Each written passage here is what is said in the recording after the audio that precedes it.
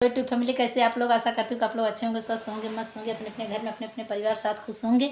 और देखिए हम लोग एक बहुत सुंदर सा पूर्वी गीत सुना रहे, बहुत दर्द भरा गीत है। देखिए जब सीता को रावण हर के ले गया था तो मंदोदरी समझा रही थी कि पति राम की जो राम से आप यज्ञ कर रहे हैं बहुत गलत कर रहे हैं, उनकी पत्नी को वापस कर दीजिए। लेकिन रावण इतना घमंडी था कि पत्नी का बात भी नहीं माना। सुनिएगा आप लोग गाना के माध्यम से, बहुत बढ़िया गाना, बहुत दर्द भरा गीत है। आप लोग सुनिएगा तभी आप लोग को समझ में आ जाएगा खुद ही।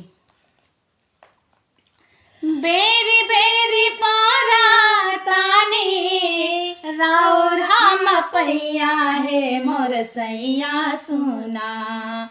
बेरी बेरी पारा तानी बेरी बेरी पारा तानी राउर हम पैया है मोर सैया सुना। ठाना जानी रामा से लड़ैया है मोर सैया सुना। ठाना जानी रामा से लड़ैया है मोर सैया सुना। कि भारी गलती कैले बाट सीता हराना के, भारी गलती कैले बानी, भारी गलती कैले बानी सीता हराना के। डाल दिल जान आपन जान मरन के, डाल दिल जान आपन जान मरन के।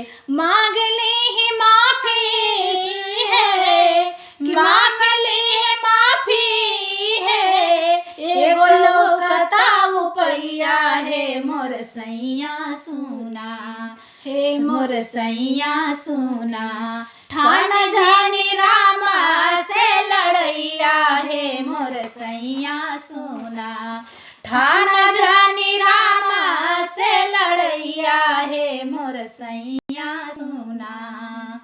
कि गलती का जमन कैले बानी बच नाही जाए हो, गलती जे कैले बानी बच नाही के हो। कुलवा में दिया देखवैया है मोर सैया सुना। कुलवा में दिया देखवैया है मोर सैया सुना।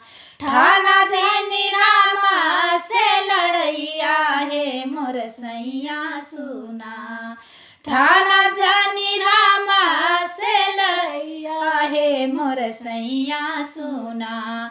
बेरी बेरी पारा तानी, बेरी बेरी पारा तानी, हम तोहरे पैया है मोर सैया सुना, हे मोर सैया सुना। ठाने जानी रामा से लड़ैया है मोर सैया सुना।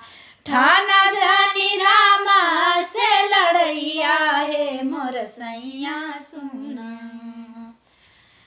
मेरा हम लोग का गाना आप लोग कैसा लगा प्लीज़, बहुत छोटा छोटा गाना है, पूरा गाना सुनिएगा आप लोग, छोटा छोटा है तब आप लोग समझ में आएगा।